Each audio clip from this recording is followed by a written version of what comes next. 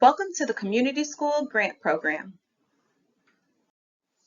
Welcome to the Community School Grant Program Onboarding, Module 2. In this module, you will learn how to remain in compliance with your grant award requirements through reporting. We will review the basics of reporting, including setting up and navigating the reporting platform, WiseHive, understanding referral accountability data, match logs, and overall deliverables. Reporting is far deeper than simply a compliance measure. It is an opportunity to showcase your community partnership schools and all your wins and accomplishments throughout the quarter. This information is reported to the UCF Center for Community Schools and also reported to the Florida Department of Education, which provides opportunities to be seen and celebrated at the state level. Additionally, reporting is an opportunity to show that you are being a good steward of the funds that have been awarded to you by ensuring that you are able to track and check off deliverables as they are met. Technical assistance program managers will also use data points reported to help understand what you and your school may need in order to be successful. You will receive a unique link to log into the reporting platform, WiseHive. This is where you will complete quarterly reports and upload documents associated with your report. It is important to know that UCF CCS will be moving to a new platform for reporting called Learning Circle.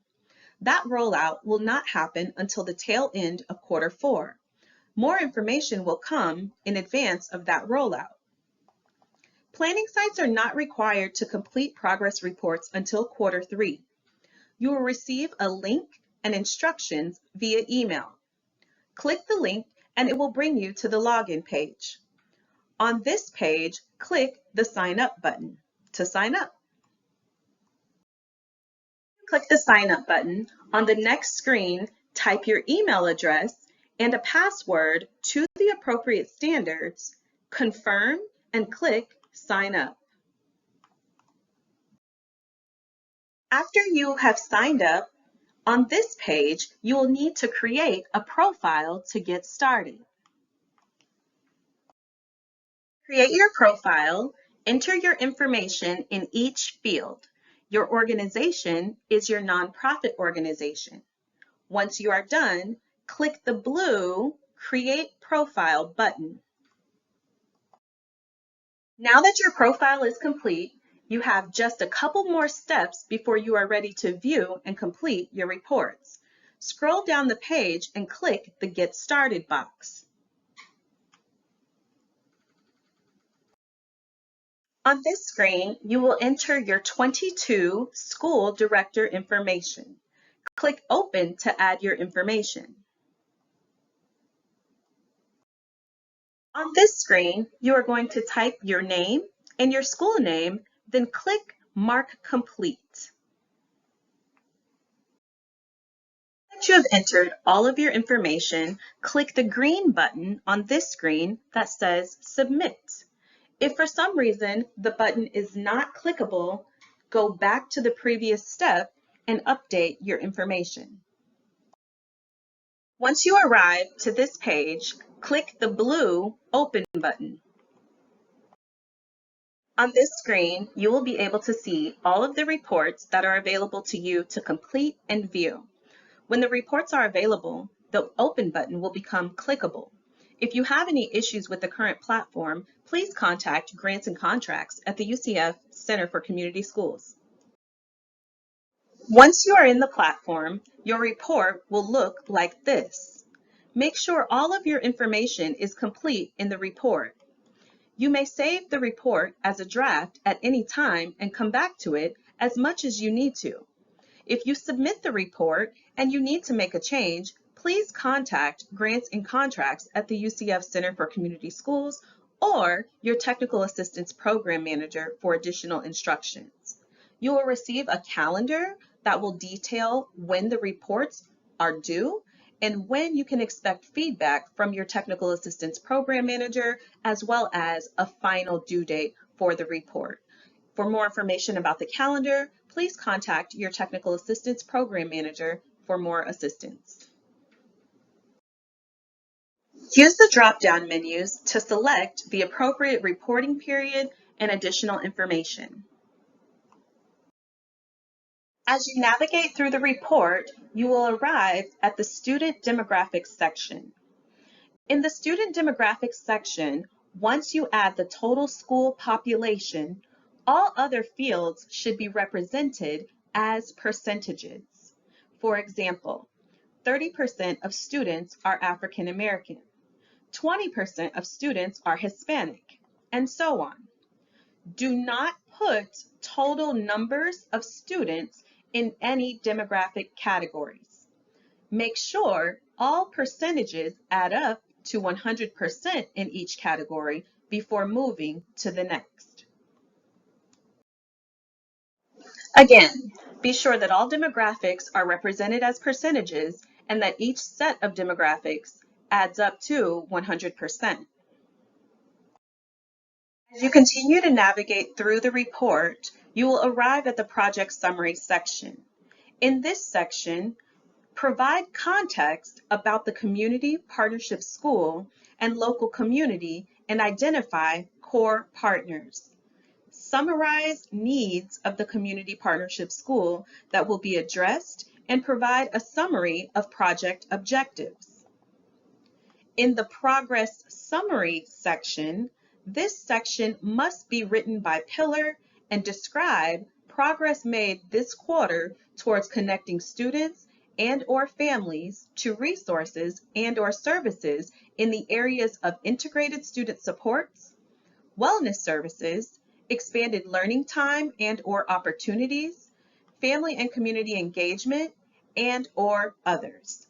Include a summary of progress towards aligning existing or potentially hired community partnership school site personnel by community school pillar. Describe any progress that you've made towards completing an asset map. This can include, but is not limited to, the planning and implementation of any processes to determine assets available to your community. Next, describe any progress you've made towards completing the MOU among your core partners. In the collaborative leadership section, briefly describe the status and progress of each leadership council. To summarize the status, for example, you can discuss recruiting, whether you're fully formed or whether you're actively meeting. Additionally, you would discuss goals, activities, or any other information accomplished at your meetings. You're going to do this for each committee meeting, including the cabinet meeting, and be sure to include actual minutes for your cabinet meetings and not just agendas as evidence. Minutes must be submitted for all cabinet meetings, whether decisions are made or not. A very important part of the report is completing the referral accountability data. This data tracks all family, community, and student contacts across a variety of categories, including expanded learning opportunities, tutoring, mentoring, volunteers, behavioral health referrals and contacts, primary health referrals and contacts, dental referrals and contacts, vision referrals and contacts for students, families, and community members. Since your site is planning this year, it's okay if you have zeros in these categories. As you begin to build out and implement your programming, you will have data to report. If you have any questions about referral accountability data, please contact Grants and Contracts or your technical assistance program manager. Now, we're going to break down some of the terms that you're going to see in the referral accountability data section of your report. The first is unduplicated number of students. Here we have second quarter represented. The months October, November, and December are in the second quarter. So for October, Jarvis came to our program, Chris came to our program, Justina came to our program, and LaQuinty came to our program. We had 4 total students attend programming in the month of October. In November, we had Jarvis return, Chris returned, Justina returned, but we don't see LaQuinty. However, we do have a new student, Amy. So our total number of unduplicated students for the month of November is 1. We see Jarvis in October and November, Chris in October and November, Justina in October and November, but November is Amy's first time attending programming. For November, we have 1 student, unduplicated. December, Jarvis came back. He's been really consistent. Chris as well. We see LaQuinty again, but we don't see Justina, and we also see Amy. So all of these students have previously attended programming. So our total number for quarter 2 of unduplicated students is 5. We have the 4 initial students that we started with, and then we added Amy in November, and then all of the other students were repeat students. So our total quarter 2 unduplicated number of students is 5. If you need additional information or other illustrations to help you understand a little bit more about how to count unduplicated students, simply reach out to Grants and Contracts or your technical assistance program manager. The next 2 categories that we're going to talk about are volunteers and mentors, and they're often confused. The main difference between volunteers and mentors is that mentors typically are assigned to a single student or a specific group of students and meet consistently on a monthly basis. Mentors typically have a long-term commitment. Volunteers, however, can be one-time helpers and are not assigned to a single student or group of students.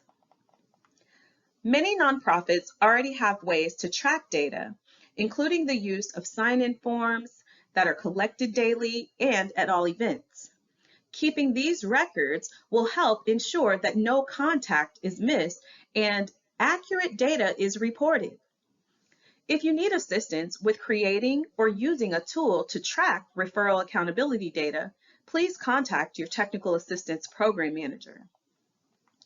Keep in mind, Q4 reporting or quarter 4 reporting is not cumulative reporting unless it explicitly asks for it in the reporting platform.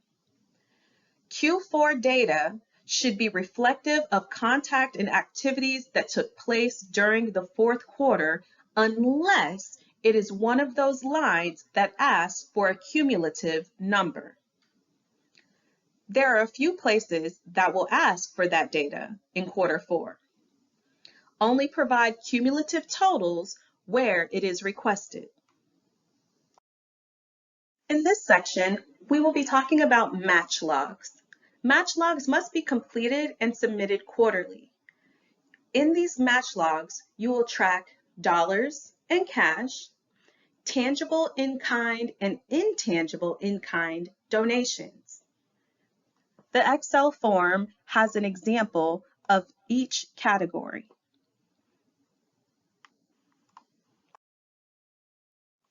Use the Excel sheet that was provided to you to track your donations. Submit this document as an attachment with your quarterly report in WiseHive. Each new planning site is required to have a total of $20,000 in match contributions for the fiscal year. This is 25% of your planning grant award. It is perfectly fine to have more than the required match amount. If you meet your match requirement early, please continue to report any donations that you receive in all subsequent reports. In your Excel form, you're going to track the source of the donation, the purpose of the donation, the value, whether it is dollars or whether it is in kind. You're going to provide your method of documentation and write down any notes as well as a total. You will do this each quarter. In this section, we will talk about all of the deliverables. The evidence document checklist is a part of the report that you will complete in WiseHive.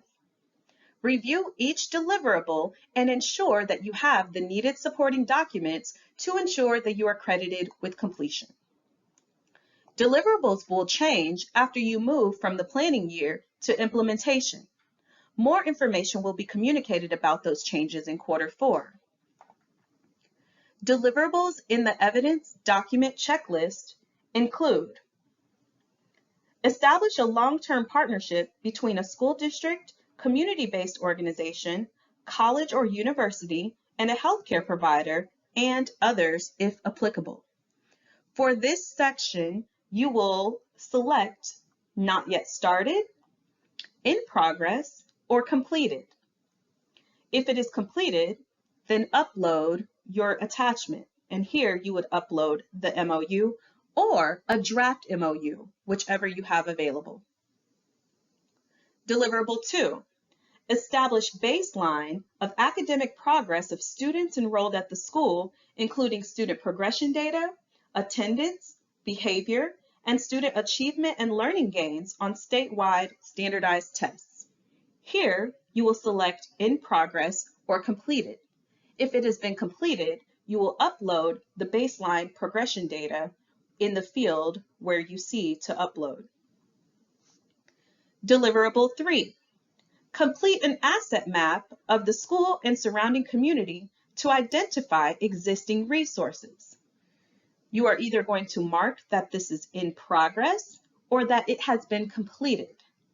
If your asset map is complete, then you will choose File and upload your asset map. Deliverable 4, conduct a minimum of 2 cabinet meetings. You're going to either select Not Yet Complete or Deliverable Complete when you have met your minimum of 2 cabinet meetings. Be sure to upload the minutes for your meeting. You are also required to upload your budget for the current fiscal year. Once you have included all of the information and uploaded all attachments, click Submit to have your report sent to the UCF Center for Community Schools for review. UCF Center for Community Schools will track your progress towards deliverables, and your Technical Assistance Program Manager will remain in continuous contact with you to ensure that you are supported in completing them. If you have any additional questions or concerns, please contact Technical Assistance or Grants and Contracts. In this module, you have learned how to remain in compliance with your grant award requirements through reporting. We have reviewed the basics of reporting, including setting up and navigating the reporting platform WiseHive, understanding referral accountability data, match logs, and overall deliverables. If you have any additional questions about any of these topics or others, please reach out to the UCF Center for Community Schools team.